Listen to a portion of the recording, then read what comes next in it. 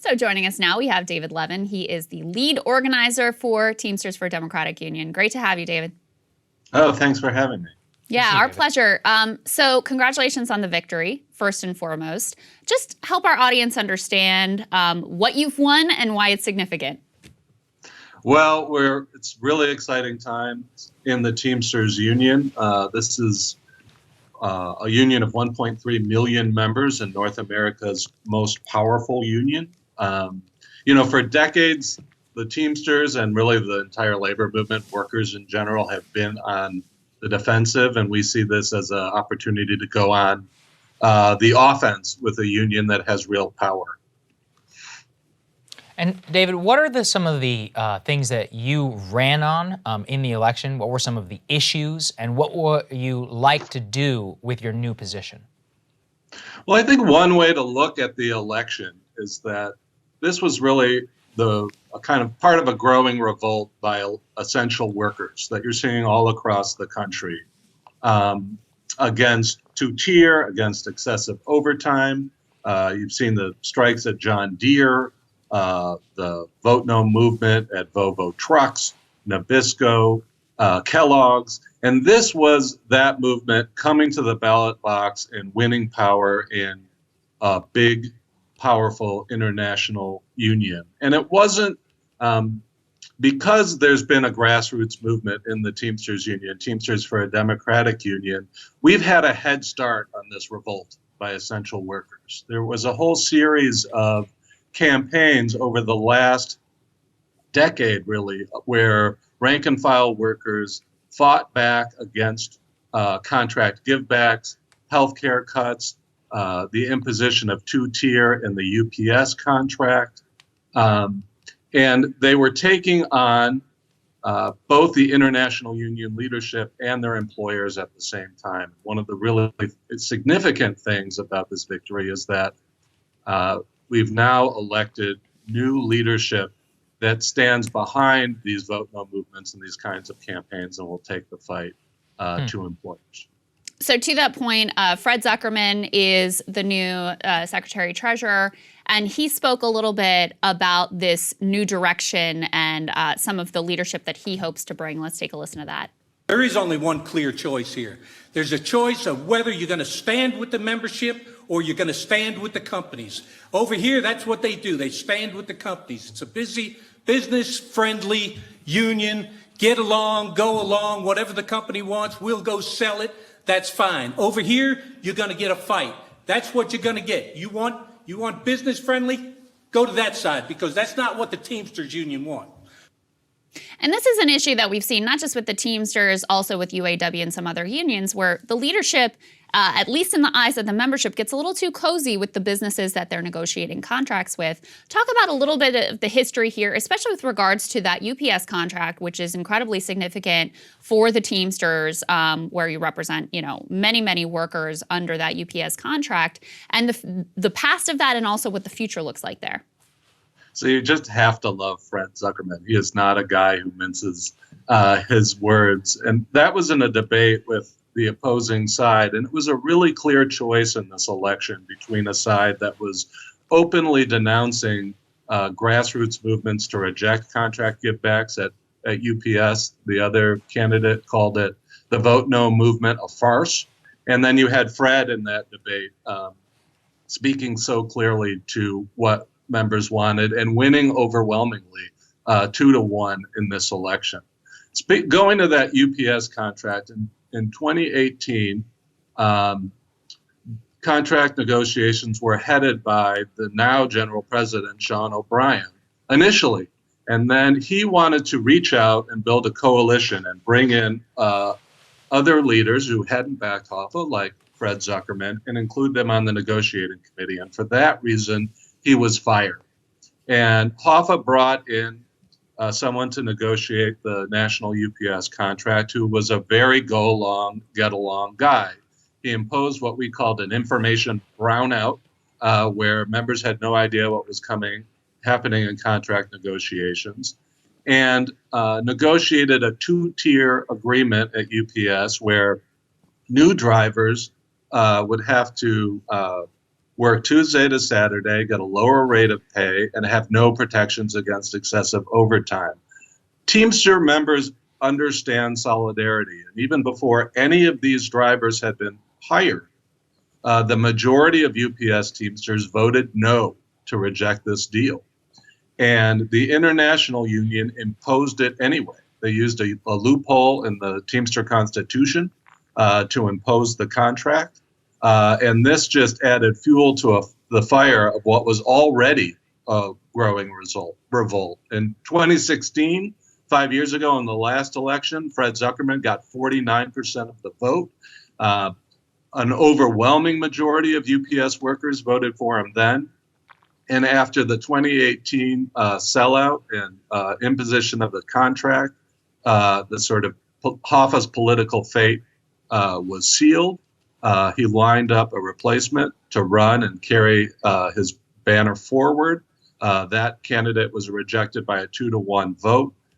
In many cities, UPS workers voted by 90% margins for Teamsters United. And so what you're seeing is a real surge of militancy at the grassroots level that's tied to leadership that also wants to take the union in a militant direction. Wow. David, tell us a little bit about some of the union drives that we can expect across the nation, and especially in the midst of this rising labor movement. Well, so, I mean, everybody wants to talk about Amazon, and they've talked very much about beefing up organizing at Amazon. I don't think we can expect that to happen, say, by Christmas.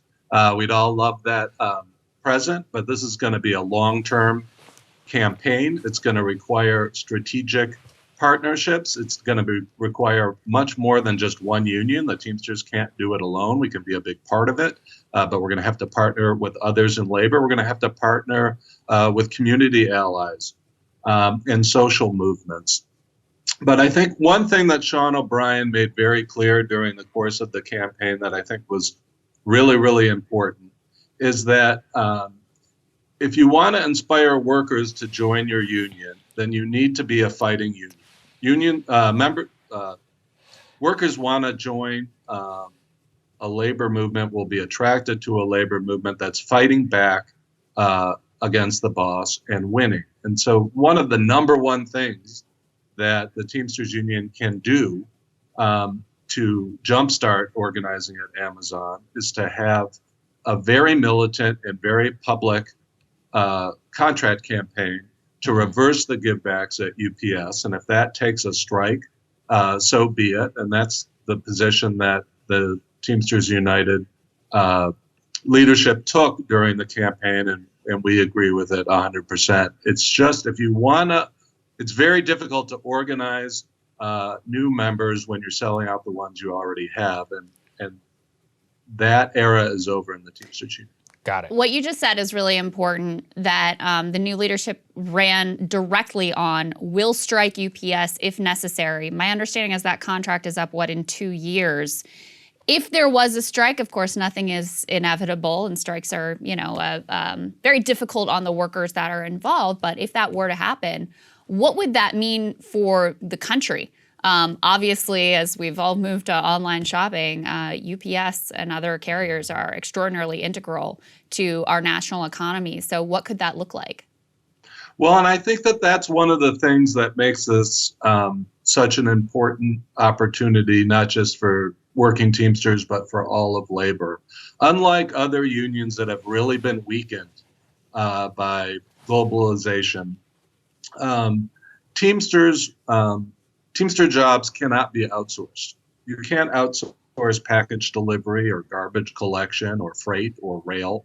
Those jobs by food distribution, those jobs by definition have to be done here. The Teamsters is a logistics union, and so it is right at the heart of the American economy, and it has the power potentially both to move the U.S. economy or to hamper it or shut it down. And I think one of the things that's happened over the pandemic is that essential workers have come to see and feel the power that they have.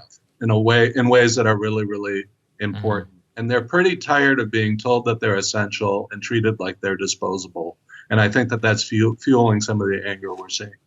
I think that's absolutely right. Well, we really appreciate you joining us to update us. Thanks very much. Congrats, David. Thanks. Come back and keep us updated. Thank you. Absolutely. Thank you so much. Absolutely. Thank you guys so much for watching. We really appreciate it. We just, appreciate all of your support. I just checked right before this, and it looks like, Krystal, that Chris Cuomo segment that we did yesterday went ahead and not suitable for all advertisers, which is just kind of amazing. Can't report on CNN literally firing Chris Cuomo because of what they claim is their, Me Too policy. But as I pointed to, how are we supposed to cover the news, and have an incentive to do so? The way we have an incentive is because we rely on you guys for the primary source of our revenue, not on YouTube. So if you can't help us out, premium link is there in description. Of course, you get all sorts of benefits, but that's really what you're helping us fight against. We give you the best show possible, regardless of whether we're going to make money on it on YouTube or not. Yeah, it's insane that you can't even mention Me Too. Either with regard to allegations or talking about something that has been an incredibly important social movement in America, no matter what you think of it. Totally insane. That's why we love you guys. Thank you so much for your support, and we will see you again soon. See you soon.